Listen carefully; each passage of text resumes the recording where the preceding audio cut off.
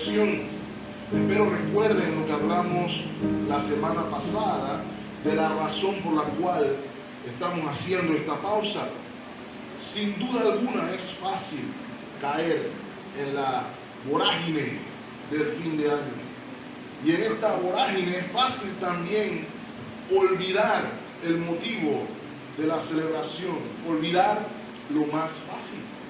En esta vorágine de fin de año donde también es fácil caer presa del desánimo, del desaliento. No obstante, la palabra del Señor, gracias Dios, tranquilo. La palabra del Señor, mis amados hermanos, es un ancla que nos mantiene arraigados y nos mantiene enfocados. Y mis amados hermanos, esta es una temporada que debe estar marcada por la alegría de todas las promesas cumplidas en Cristo Jesús. No solamente las que están ya cumplidas, sino todas aquellas promesas que están por venir. Es una época donde con gozo debemos mirar atrás al pesebre. El pastor inglés Charles Spurgeon lo puso de esta manera, y permítanme citarlo. Dice, al que es conocido como el príncipe de los pastores: si el nacimiento de Jesús fue tan alegre para nuestros primos los ángeles, ¿qué ha de ser para nosotros? Si hizo cantar a esos vecinos nuestros, cuya participación en él había sido comparativamente tan pequeña, ¿cómo no vamos nosotros a saltar de gozo? Si ese nacimiento trajo el cielo a la tierra, ¿no debería acaso nuestras canciones ascender al cielo? Si la puerta perlada del cielo se abrió de par en par y un manantial de criaturas resplandecientes descendió desde allí hasta los cielos inferiores, anticipando así el momento en que ellos descenderán con pompa solemne en el advenimiento gozoso o glorioso, del gran rey.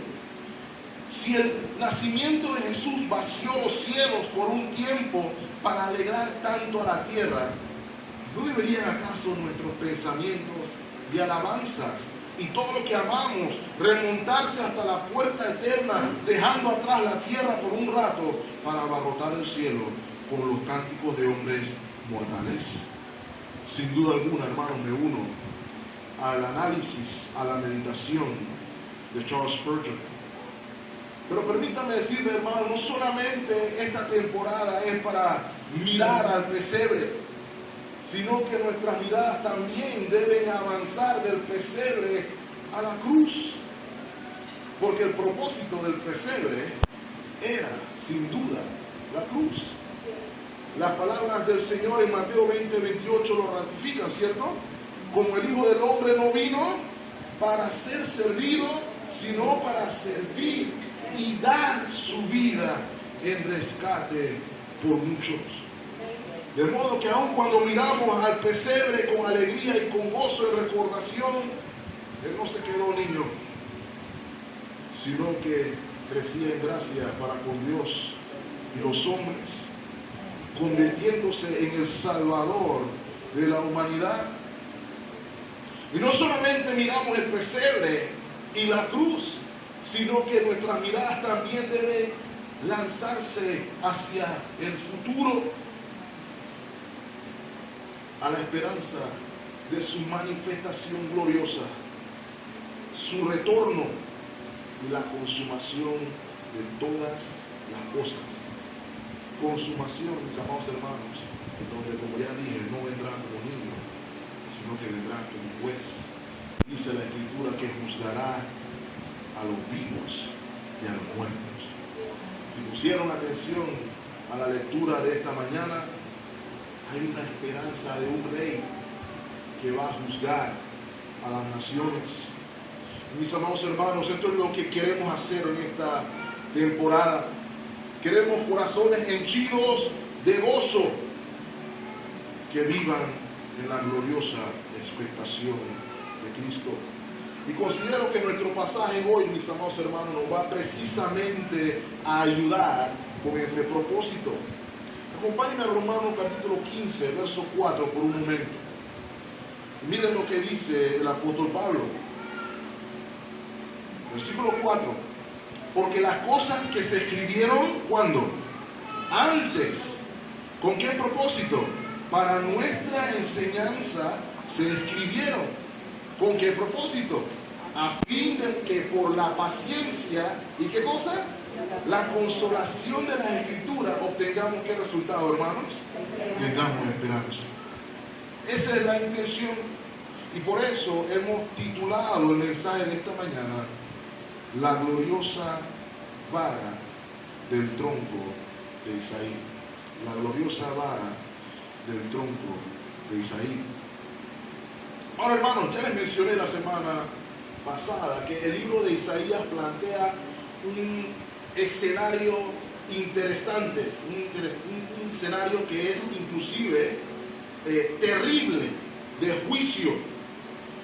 En este caso, para el pueblo de Israel, ambos reinos, el reino del norte y el reino del sur, a causa de su terrible, lastimosa condición espiritual. De hecho, en el capítulo 10, versículo 6 del libro de Isaías, el Señor utiliza la frase nación pérfida. Es una palabra fuerte, hermanos. Se refiere a algo que va más allá de la deslealtad. Alguien en el cual se confió, pero que traicionó a sabiendas, con engaño, esa confianza. Y esta nación pérfida que describe el Señor aquí, no solo los cananeos, ni los fereceos, ni los filisteos, son quienes decían ser el pueblo de Dios. Y no solamente eran desleales, sino que llegaron a ser irreverentes. Algunas versiones de la Biblia traducen esa palabra como impíos, apóstatas, hipócritas. Todos estos términos encajan en la condición espiritual del pueblo de Dios. Ellos habían abandonado la visión del pacto de una nación santa, un reino de sacerdotes, un reino de santidad, un reino de amor y justicia que debía representar en el mundo, entre las naciones, al Santo de Israel. Pero eso no fue lo que sucedió. Más bien ellos se hicieron parte de ese sistema de las naciones, se hicieron parte de la rebelión. Si quieren entender qué tan fuerte es, retroceda conmigo unos capítulos al capítulo 1, versículo 4. Y miren cómo el Señor describe a quien era su pueblo. Isaías 1:4 dice: oh gente pecadora, pueblo cargado de amor. Perdón, mi versión está fallando aquí. Generación de malignos, hijos depravados, dejaron a Jehová, provocaron a ira al Santo de Israel y se volvieron atrás. Eso encapsula el término de nación pérfida de Isaías 10:6. Ahora, hermanos, ¿cree usted que hay una diferencia entre los días de Isaías y los días que vivimos hoy? Les puedo asegurar, mis amados hermanos, que no la hay. La tendencia espiritual es la misma. Y es lo que no podemos olvidar, que nuestro Dios sigue siendo el mismo. Dice la Escritura que Él es el mismo ayer, hoy y por siempre. Ahora, por lo general, tendemos a ver esa declaración como algo positivo. Dios no cambia, lo que Dios prometió lo cumplirá, y eso es amén.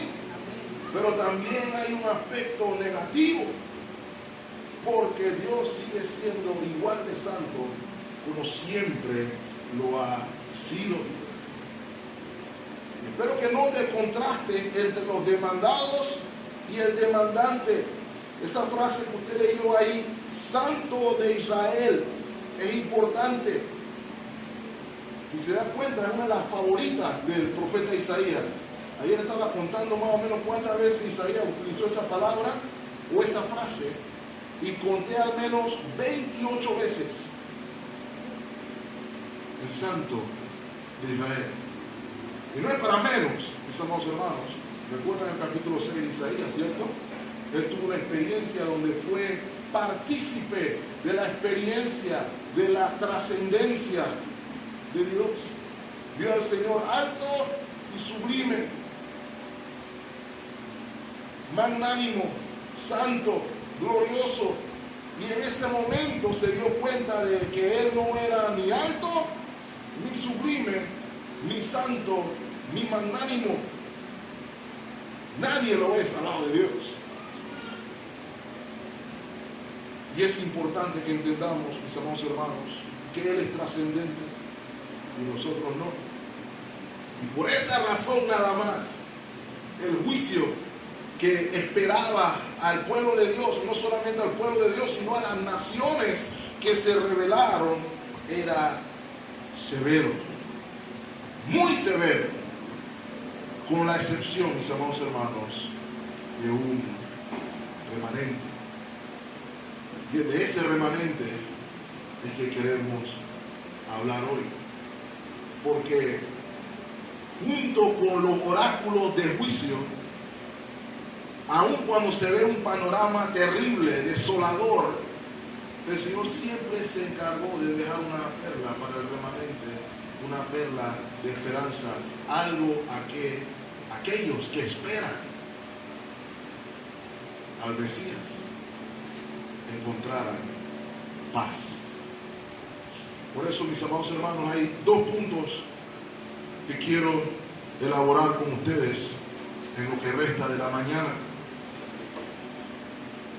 El Señor nos va a describir la vara de Isaí, ¿cierto?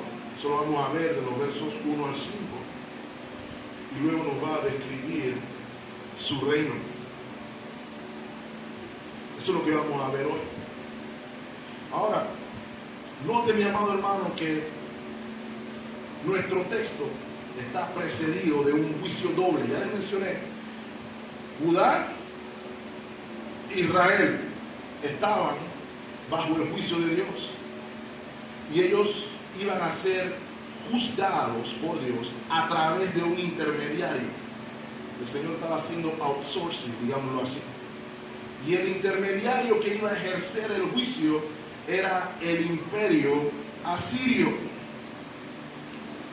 Pero el juicio es doble, porque luego de que ellos ejercieran el juicio contra el pueblo de Israel, o el pueblo de Dios, el Señor iba a ejercer juicio también sobre los asirios. Miren, por ejemplo, el versículo 33, Isaías capítulo 10. He aquí, el Señor, Jehová de los ejércitos, note la palabra, hermano, es importante, desgajará el ramaje con violencia y los árboles de gran altura serán cortados y los altos serán humillados, y cortará con hierro la espesura del bosque y el Líbano caerá por trueno. Mis amados hermanos, todo eso iba a suceder, no obstante, sería luego de que lo mismo sucediera con el pueblo de Dios. De hecho, el Señor describe a el pueblo asirio o al emperador asirio como un hacha o un instrumento de cortar árboles. Y como ya mencioné, mis amados hermanos, el Señor iba a cortar a su pueblo. El juicio iba a ser severo, pero hay un contraste, ¿cierto? Y ahí es donde vemos el versículo 1. Saldrá una vara del tronco de Isaí y un vástago retoñará. ¿De dónde? De sus raíces. Ahora, el profeta aquí está describiendo algo muy interesante. Ese término vara no necesariamente nos da una imagen clara a nosotros hoy. Pero piensen más bien en una ramita delgadita, pequeña, frágil, un renuevo o un brote, brotaría, más de la redundancia, del tronco de Isaí y de sus raíces. Ahora esa palabra tronco que ustedes ven ahí en el versículo 1, mis amados hermanos, tiene la idea, imagínense un árbol que fue cortado, derribado, está tirado en el suelo, probablemente ya la hierba lo cubre, y de ese tronco tirado comienza a brotar una ramita delgadita y un brote verde, digámoslo así. ¿Ok? Y esto es para que veamos la condición de la tribu de Judá a causa del juicio. Atrás, mis amados hermanos, iban a quedar los días de gloria de la gran Jerusalén y Judá de David, de Salomón y del resto de los reyes. Habían sido total y absolutamente reducidos a nada. Pero como el Señor es fiel, no lo destruyó totalmente. El Señor haría que brotara, mejor dicho, una rama.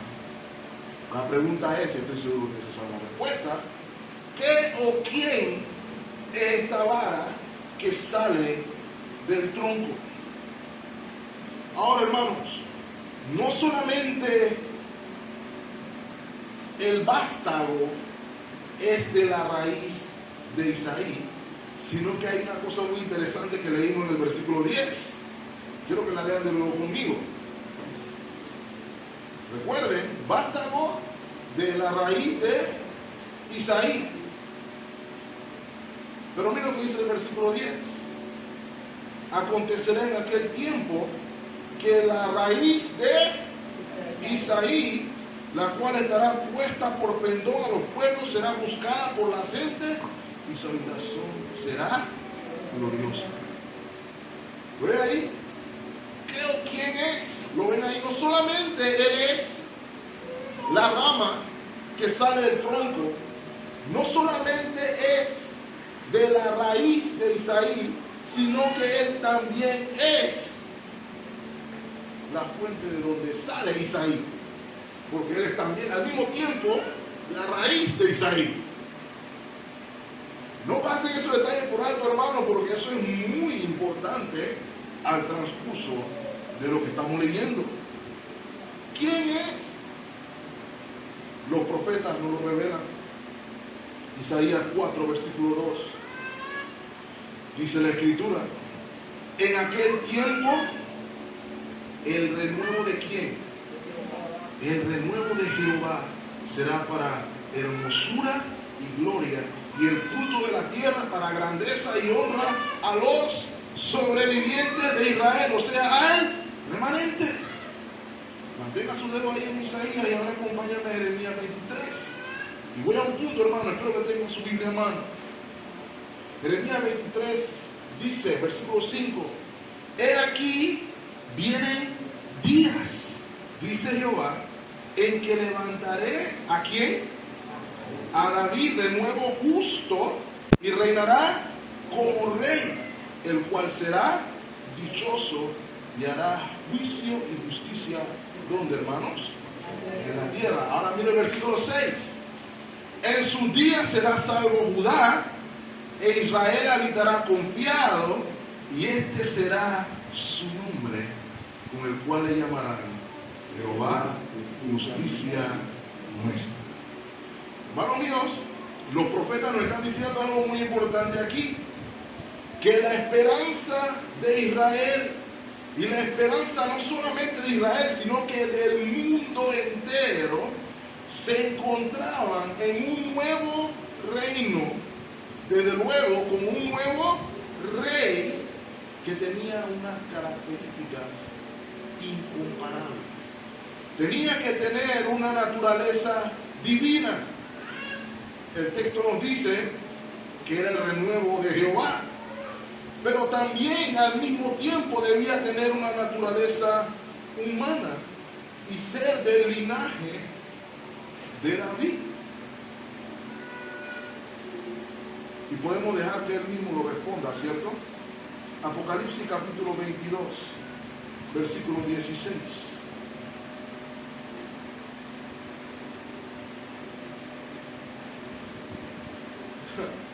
Yo, Jesús, he enviado mi ángel para daros testimonio de estas cosas.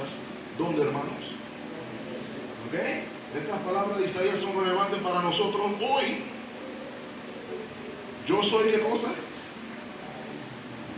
La raíz y... ¿Lo ven ahí? Yo soy la raíz y el linaje de David, la estrella resplandeciente de la mañana. Él es quien dio origen a Isaí y al mismo tiempo se encarnó en la simiente de Isaí, la estrella resplandeciente de la mañana. ¿Para qué el pastor está leyendo todo esto? Mis amados hermanos, el Señor nos está diciendo aquí que Él levantaría un nuevo reino, un nuevo liderazgo, que es testimonio de nuevo fehaciente de la fidelidad de Dios. No iba a venir con la gloria prueba, la gloria previa, se me lengua de atrás, disculpe.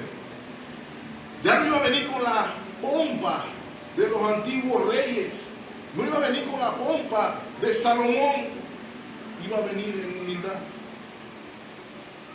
de la tribu abandonada de Isaí, del descendiente de Isaí, pero que su reino iba a ser efectivo, eficaz y sobre todas las cosas fructífero. ¿Qué significa eso para usted y para mí hoy, mis amados hermanos? Sonará cliché, pero la Biblia lo testifica. Cristo es la única esperanza de este mundo. La estrella resplandeciente de la mañana es la única esperanza del mundo, mis amados hermanos. Usted puede percibir la magnitud de lo que yo le estoy diciendo en este momento. Usted hoy escucha inclusive indignación en el mundo cuando se habla de un solo camino de salvación. Inclusive hoy puede ser ofensivo decirle a alguien feliz Navidad, porque eso no es inclusivo, eso es exclusivo. Hay que decir felices fiestas, porque todo el mundo celebra una cosa en estos días.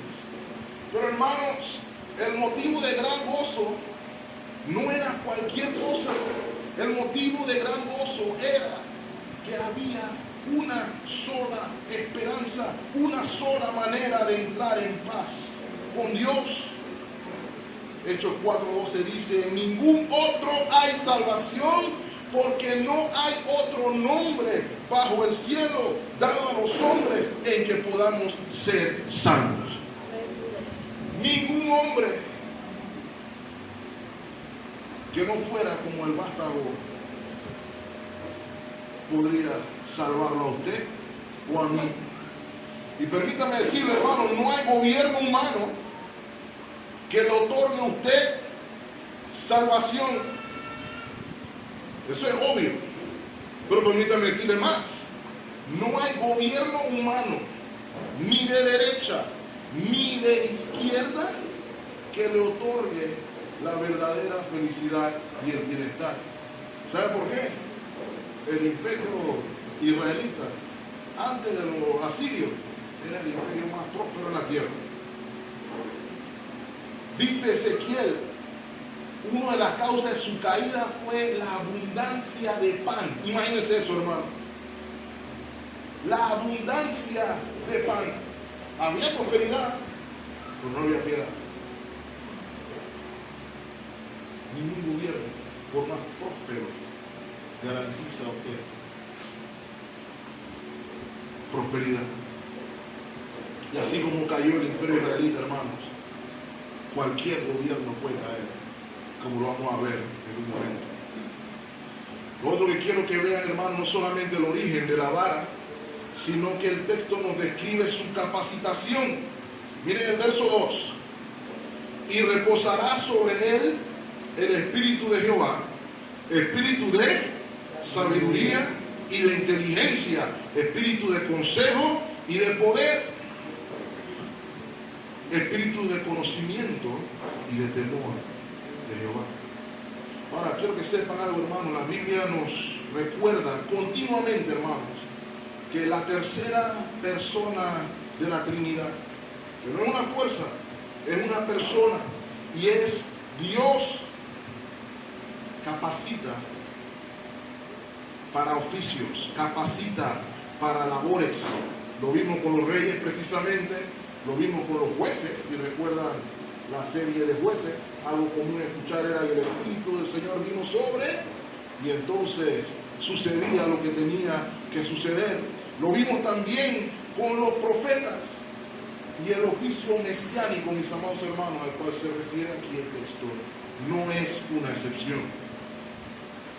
Cristo es verdadero Dios y verdadero hombre, y Él cumplió su misión en el poder del Espíritu. Esa es una buena noticia, hermanos.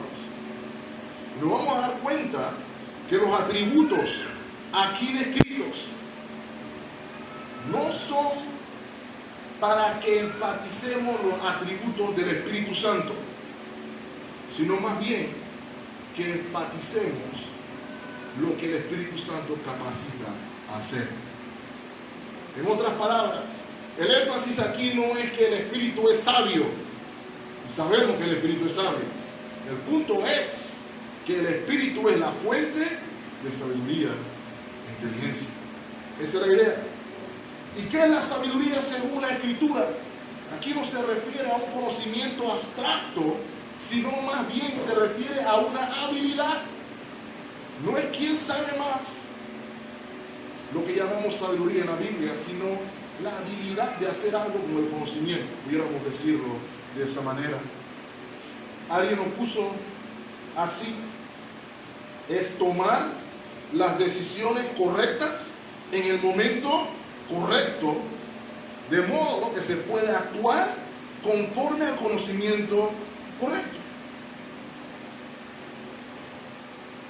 La inteligencia, la palabra que ven ahí traducida, inteligencia, habla más del entendimiento. Muy común en la Biblia, vamos a ver un ejemplo en un momento, y se refiere a la capacidad, la habilidad de discernir, de juzgar conforme a lo que ameriten las circunstancias. Y hermanos, todos estos atributos, todas estas cualidades que aquí vamos a ver, en particular estas dos, son atributos necesarios para gobernar, para liderizar. ¿Okay? Voy a poner un ejemplo, todos se lo acuerdan. Primera de Reyes, capítulo 3. Voy a copiarme de la dinámica de los hermanos ayer. ¿Qué rey dijo esto? Primera de Reyes 3:9. Da pues a tu siervo, ¿qué cosa?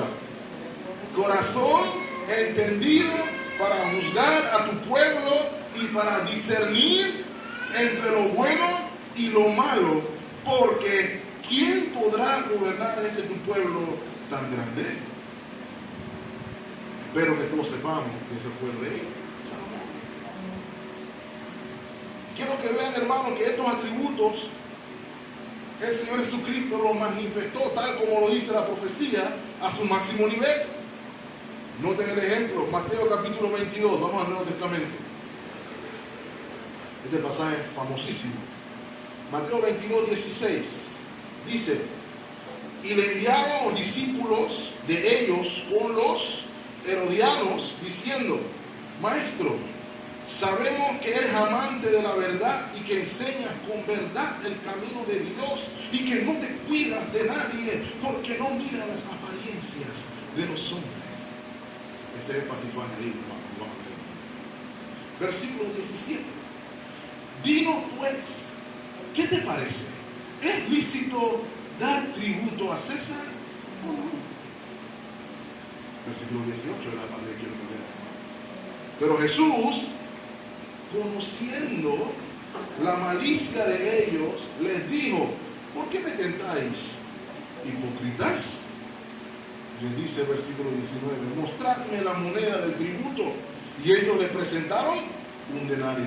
Entonces les dijo: ¿de quién es esta imagen y la inscripción? Le dijeron: de César. Y les dijo: pues a César lo que es de César, y a Dios lo que es de Dios. Luego de la respuesta del versículo 22, oyendo esto, se maravillaron y dejándole, pero ven en la parte anterior, ¿no? Se maravillaron ¿de qué? De su sabiduría. Ese es el punto al que voy aquí, mis amados hermanos. Y quiero que contrasten esto con los reyes terrenales. Les dije que vamos a ver un par de versículos aquí, hermanos. Volvamos a Isaías. Isaías capítulo 10, versículos 12 y 13. Acontecerá que después que el Señor haya acabado toda su obra en el monte Sión y en Jerusalén, este es el juicio que menciono, castigará el fruto de la soberbia del corazón del rey de Asiria y la gloria de la altivez de sus ojos. ¿Por qué? Versículo 13. Porque dijo: con el poder de mi mano lo he hecho, y con mi sabiduría, porque he sido prudente, quité los territorios de los pueblos y saqué sus tesoros y derribé como valientes a los que estaban sentados. ¿Okay?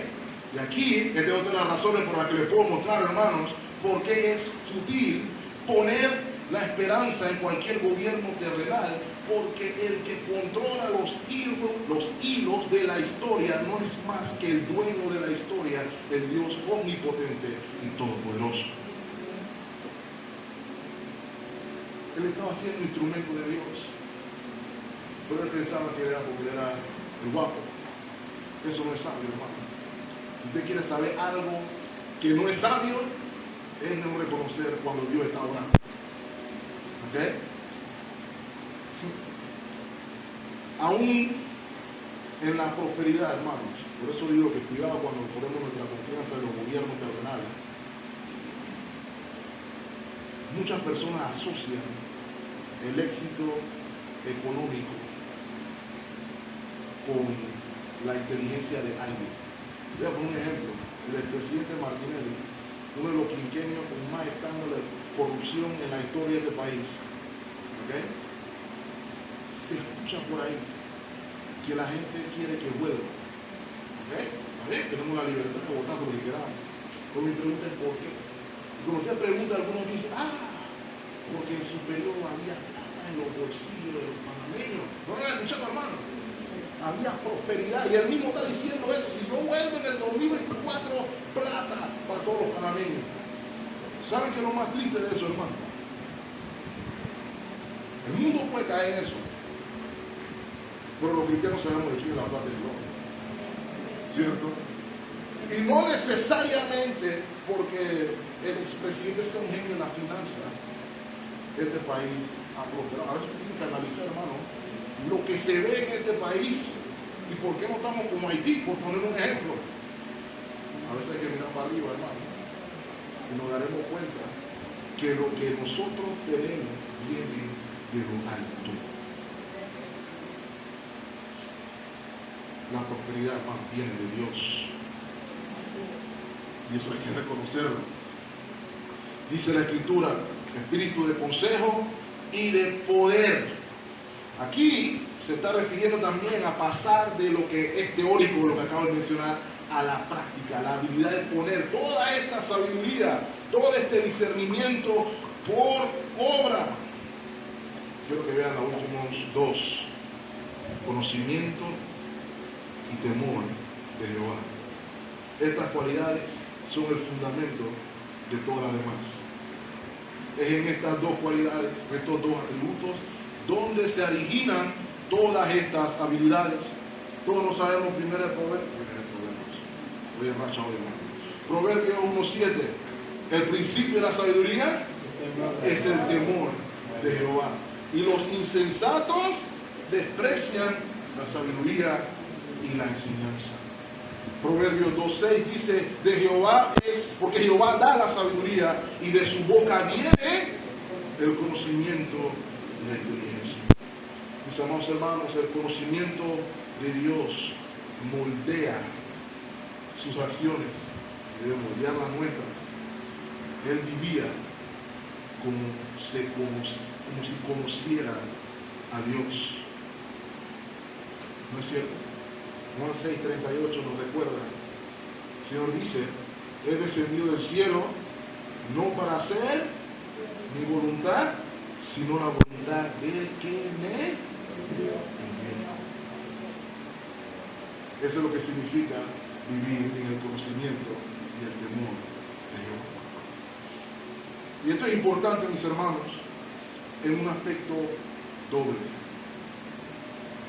El primero se lo quiero decir de una vez. El Mesías vino a mostrarnos cómo se vive la vida en el Espíritu de Dios. Él como hombre vivió por el poder del Espíritu. ¿Saben qué, hermanos? El Espíritu del Señor mora también en los que son sus hijos. Por ende, tenemos la capacidad del Espíritu Santo de vivir como hijos de Dios. Tenemos la capacidad, mis amados hermanos, de vivir vidas cristianas fructíferas. Porque ya no vivo yo, sino que vive Cristo en mí, mis amados hermanos. Esto nos muestra la vida de nuestro Salvador. En la tentación fue en el poder del Espíritu. De igual manera, hermano, usted y yo en la tentación podemos ser victoriosos en el poder del Espíritu. Tenemos dudas de si hacemos nuestra voluntad o la voluntad del Señor. Podemos hacer la voluntad del Señor en el poder del Espíritu. Dice la Escritura, si a alguien le falta sabiduría, pídala. El Señor no está acá, mi hermano. Todos podemos orar como oró Salomón.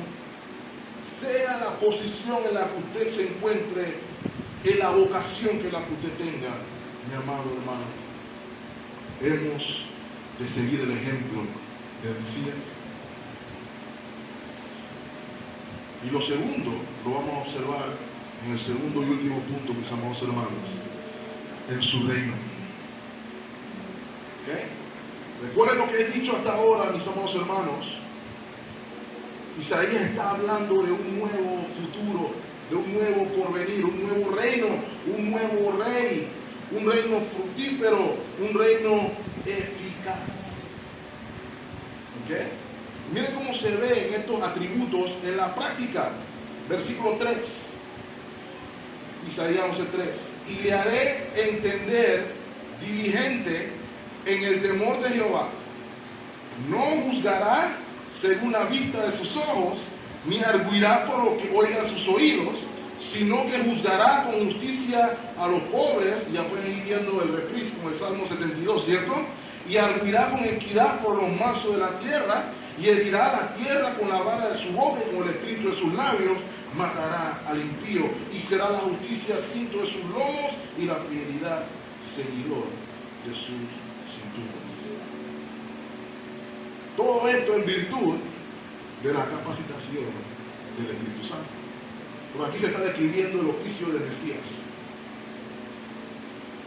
Ahora, para que podamos ver el contraste, y a qué me refiero, porque es importante lo que estoy diciendo aquí.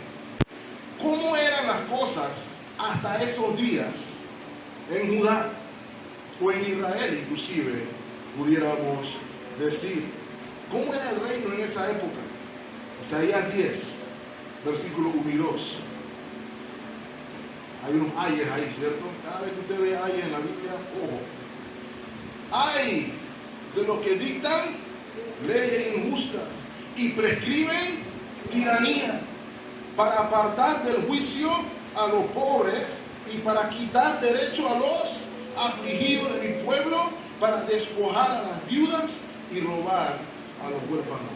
Y permíteme decir, hermano, ese era precisamente el tipo de gobierno que había en la época. No hay gobierno así.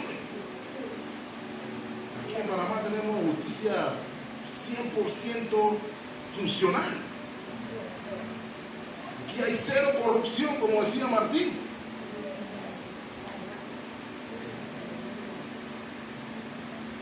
Pero el reino del Mesías no será así. Note algo conmigo, mi amado hermano. Juzgará con justicia a los pobres, versículo 4, 11:4, y arguirá con equidad por los mansos de la tierra, y herirá la tierra con la vara de su boca, con el espíritu de sus labios matará al impío. ¿Por qué no será así, mis amados hermanos? Porque si se dieron cuenta, no juzgará con lo que ven sus ojos, ni lo que escuchan sus oídos. ¿Sabe por qué? Porque es del corazón. Porque el que conoce el corazón, mis amados hermanos, es Dios. Mis ojos y mis oídos me pueden engañar, pero no podemos engañar al que ve el corazón. Por eso mencioné el relato de los tributos. Estas personas venían hablando muy bonito al Señor, ¿verdad? Por eso el Espíritu puede discernir. Eso es muy poco. Y así mismo sucede aún hoy, mis amados hermanos. Uno de los pasajes que causa mayor reflexión, por lo menos en mi vida, es Mateo 7:21, donde se dice: no todo el que me dice Señor, Señor, entrará en el reino de los cielos, sino el que hace la voluntad de mi Padre que está en los cielos. Todas estas personas aparentan algo. Sus ojos o nuestros ojos y nuestros oídos nos pueden engañar, porque todos podemos ser piadosos, ¿cierto? Todos podemos vernos piadosos. El uniforme de verse piadoso es, ¿cierto?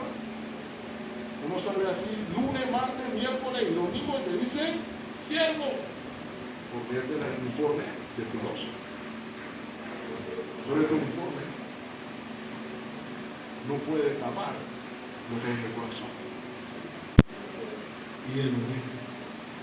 ¿Okay? Por eso su gobierno será perfecto. No solamente eso, hermano. Todo esto será por la vara de su boca, el espíritu de su palabra. Él viene a juzgar a los vivos y a los muertos. Todos los que piensan que se están saliendo con la suya porque no se ven corruptos o no se ven impíos, como lo que le estaban preguntando al Señor por los impuestos, no escaparán del juicio de su boca. ¿Cuándo será esto, mis amados hermanos? Apocalipsis 19:15 nos da la respuesta. De su boca sale una espada aguda para herir con ella a quienes, a las naciones, y las regirá con vara de hierro, y él pisa el lagar del vino del furor y de la ira de Dios Todopoderoso. Ese es el reino del Mesías. Ese es el verdadero reino. Y cuando eso se dé, hermanos, ya quiero decirle que estamos en eso, se verá el resultado. Y aquí entra la última porción del texto, mis amados hermanos. Lea conmigo desde el verso 6 al 10. Morará el lobo con el cordero y el leopardo con el cabrito.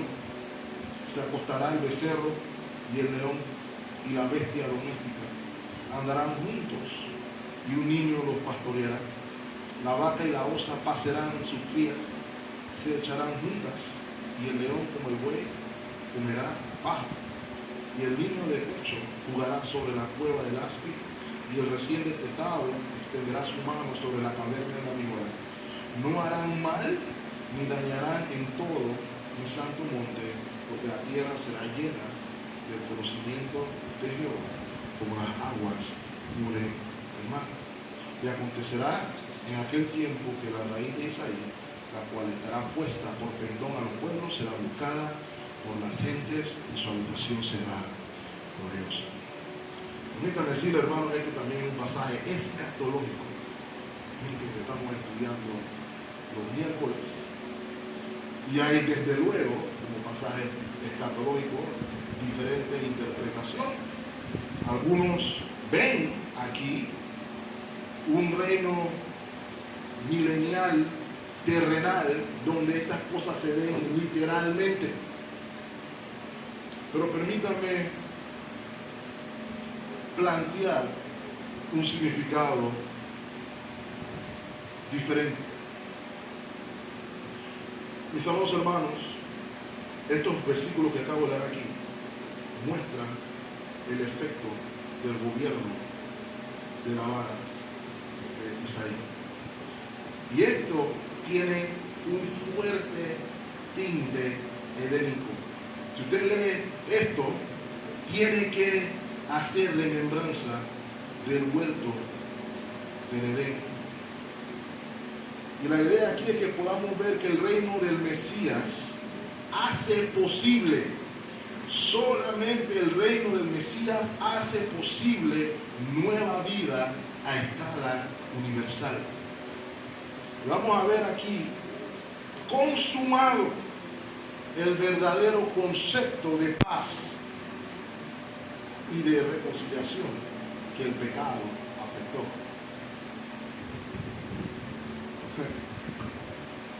Si se dan cuenta, en los primeros versos hay reconciliación de enemigos que estaban enemistados desde la caída, ¿cierto? Lo ven ahí, todos los depredadores, lobo, leopardo, el león, se reconcilian con las presas, ¿cierto? El cordero, el cabrito, el becerro.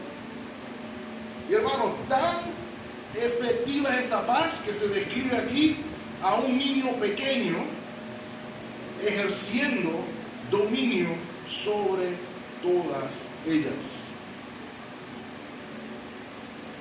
Quiero que miren también ese término que dice morará el lobo con el cordero. Eso que ustedes leen ahí, mis amados hermanos, es absolutamente lo contrario al cuento de los tres cerditos. Eso es como si el corderito le dijera al lobo: ven, te invito a mi casa a vivir conmigo. Eso es exactamente lo que se nos está describiendo aquí.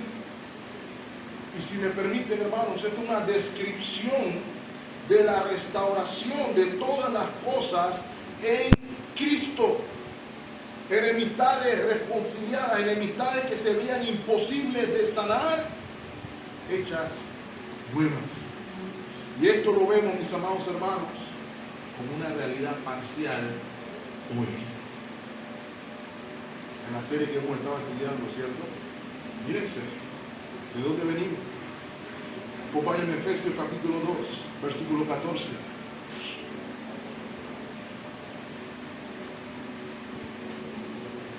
Porque Él es nuestra paz, que de ambos pueblos hizo uno, haciendo ¿qué cosa? Derribando la pared intermedia de separación, aboliendo de su carne ¿qué cosa? Las enemistades, la ley de los mandamientos expresados en ordenanzas, para crear en sí mismo de los dos un solo y nuevo hombre, haciendo la paz, y mediante la cruz reconciliar con Dios a ambos en un solo cuerpo, matando en ella las enemistades. Y vino y anunció la buena nueva de paz a vosotros que estabais lejos y a los que estaban cerca, porque por medio de los unos y los otros tenemos entrada por un mismo espíritu al Padre. Aquí se nos muestra, hermano, de nuevo la restauración de todas las cosas, hermanos. La reconciliación de todas las cosas. Sin duda alguna será bonito ver a un cordero jugando con un león, sin duda alguna. Pero hermano, usted y yo hemos visto cosas similares, ¿o no? Yo he visto videos de gatos y perros que supuestamente son los enemigos naturales y se llevan más bien. Y nadie comienza a mirar para encima en ese momento. Pero el punto es que quiero que veamos, hermanos, en Cristo Jesús Todos los efectos del pecado, todos los efectos de la caída son revertidos. Note, el niño de pecho jugará con lágrimas. Imagínense al pequeño hijo del hermano Dios jugando con una cobra, con una cascabel por algo, una de estas así. Pero esto nos habla de que el enemigo fue vestido, y esa palabra de poner su mano se está diciendo, se está divirtiendo con la serpiente. Quiere decir, la serpiente fue vencida, la victoria fue obtenida, Cristo reina y hay verdadera paz. Por eso es aquí. Estaba jugando Argentina con Holanda hace un par de días y estaba peleando todo el mundo cuando dicen las propagandas: fútbol es love, el fútbol es amor. Y estaban peleando. A veces se le olvidó que el fútbol era amor. ¿Por qué? Ese es un problema del corazón. Yo lo que quiero recordarles, mis amados hermanos, lo que estamos recordando en esta fecha es que Cristo vino a darle a usted y a mí un nuevo corazón. Amén. Somos nueva criatura. Andamos en luz, andamos en vida y sobre todo andamos con esperanza. Una esperanza de un mundo verdaderamente mejor. Algunos no tienen otro remedio que poner su esperanza en el ministro de Obras Públicas, que alguna vez está como hueco, en el presidente, que alguna vez seamos todos millonarios. Quiero recordar, hermano, no es cliché. Nuestra esperanza de vida plena es solamente en Cristo. Eso es lo importante de esta fecha. Recordar qué es lo que estamos esperando y que nuestra alegría total no será aquí, sino cuando estemos en gloria, como cantamos hace un momento. Cuando algún día felices, con los santos en luz, para siempre su gloria tendremos. Quiero que recuerden algo, hermanos. Dice la Escritura, en aquel día, el día que esperamos, ya no habrá más llanto, ya no habrá más dolor, ya no habrá más muerte, porque Él será el fin de todas las cosas.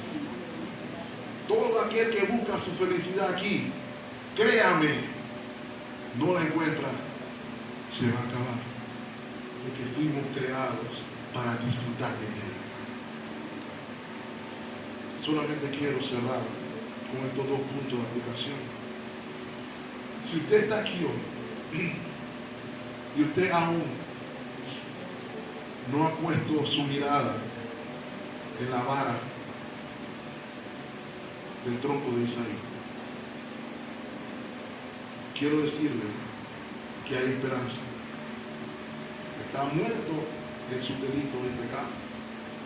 Está separado de Dios y por ende condenado al juicio del que tanto se habla aquí.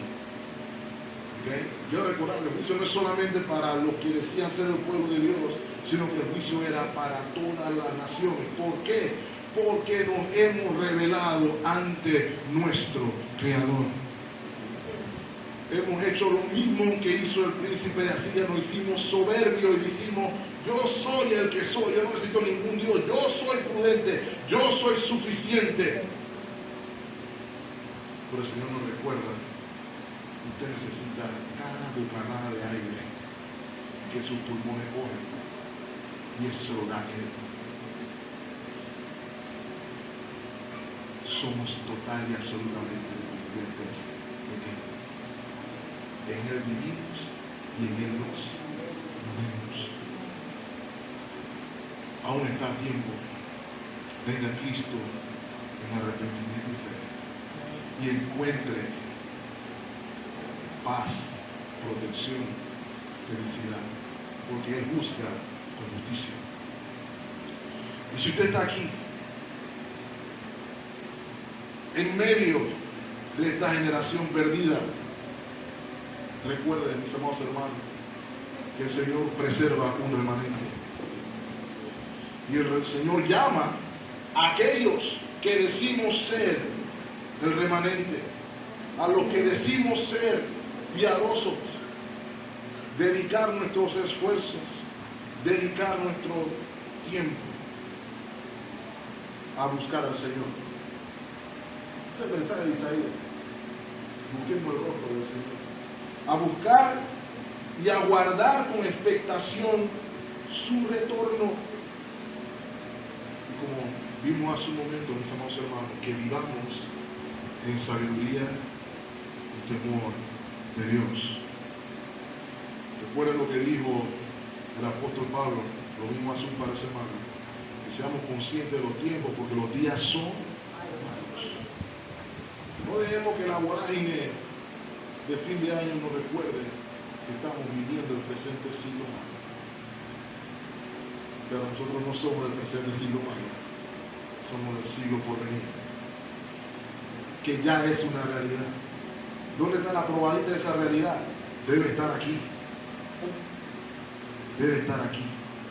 Pero esperamos su consumación, su perfección y su retorno. Es eso lo que está esperando mi hermano. Está esperando que llegue un niño a su casa el 25 de diciembre. Cierro con esto, yo me callo. Él vino como un niño. Él vino en invitar la primera vez. La segunda no. La segunda viene en gloria y con poder. Y todo ojo le verá. Y toda lengua confesará que Jesús es el Señor. Comencemos desde ya. Y vivamos hacia el cielo. Esperamos a nuestro Dios. Dios le bendiga ricamente a mis hermanos. Oremos. Amados Señor.